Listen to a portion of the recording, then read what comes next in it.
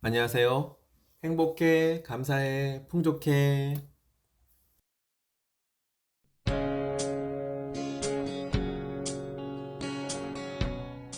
1983년 재능 있는 젊은 기타리스트 한 명이 밴드에서 쫓겨났다. 그것도 상상할 수 있는 최악의 방식으로. 밴드는 막 음반 계약을 체결해 첫 음반을 녹음하기 직전이었다. 그런데 그때 밴드는 기타리스트를 쫓아냈다. 경고도, 토론도, 떠들썩한 송별식도 없었다. 어느 날 고향으로 가는 버스표 한 장을 손에 쥐어주며 말 그대로 정신이 번쩍 나게 한 것이다. 로스앤젤레스에서 뉴욕으로 가는 버스에 앉아 그는 되물었다. 어떻게 이럴 수가? 내가 뭘 잘못했지? 이제 나는 어쩌지? 처음이자 마지막 기회를 놓친 건 아닐까? 그도 그럴 것이 음반 계약이란 건 어느 날 하늘에서 뚝 떨어지는 게 아니다. 특히 요란한 시내 메탈 밴드에게는 더더욱 그렇다. 하지만 버스가 로스앤젤레스에 도착할 즈음 기타리스트는 자기 연면에서 벗어나 새 밴드를 만들기로 다짐했다. 새 밴드를 엄청나게 성공시켜서 과거의 밴드가 자신들의 결정을 영원토록 후회하게 해주리라. 멋지게 성공해서 TV와 라디오, 포스터, 잡지에서 수십 년 동안 그들이 내 모습을 보게 하리라. 그들은 어디선가 햄버거 패티를 뒤집고 허접한 클럽에서 공연을 마친 뒤 벤에 짐을 싣는 신세일 것이다.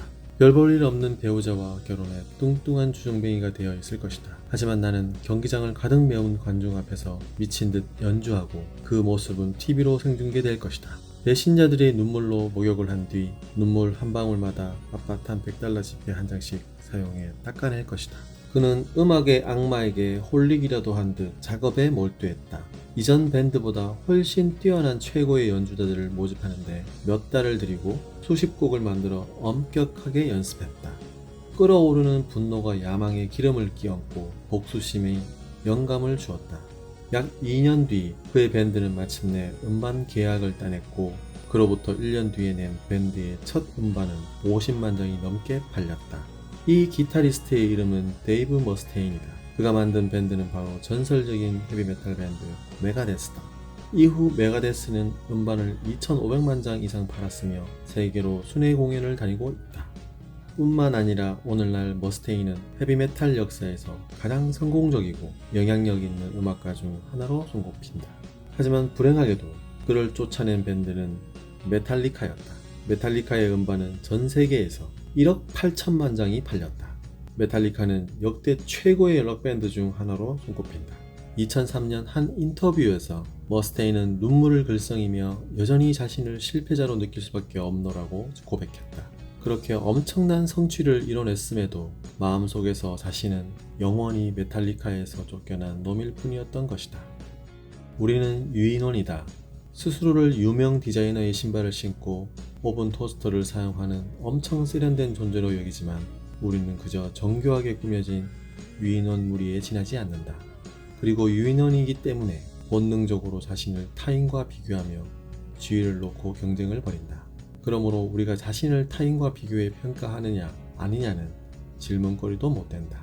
중요한 건 우리가 어떤 기준으로 자신을 평가하는지 묻는 것이다. 의식적이든 아니든 데이브 머스테인은 밴드에서 쫓겨났던 경험이 너무나 끔찍했던 나머지 메탈리카와 비교해 얼마나 성공했는지를 기준으로 자신과 자신의 음악 인생을 평가했다.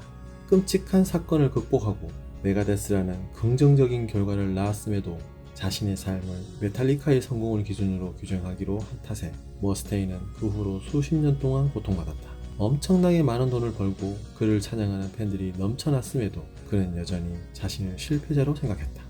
아마 많은 이들이 이런 데이브 머스테인의 모습을 비웃을 것이다. 백만장자의 좋아하는 일을 하고 열성팬이 수십만 명인 자가 20년 전 록스타 친구들이 자기보다 더 유명하다는 이유로 아직도 눈물을 짠다고? 그건 우리의 가치관과 기준이 머스테인과 다르기 때문이다. 우리의 기준은 아마도 이런 식일 거다. 난 짜증나는 상사 밑에서 일하기 싫어.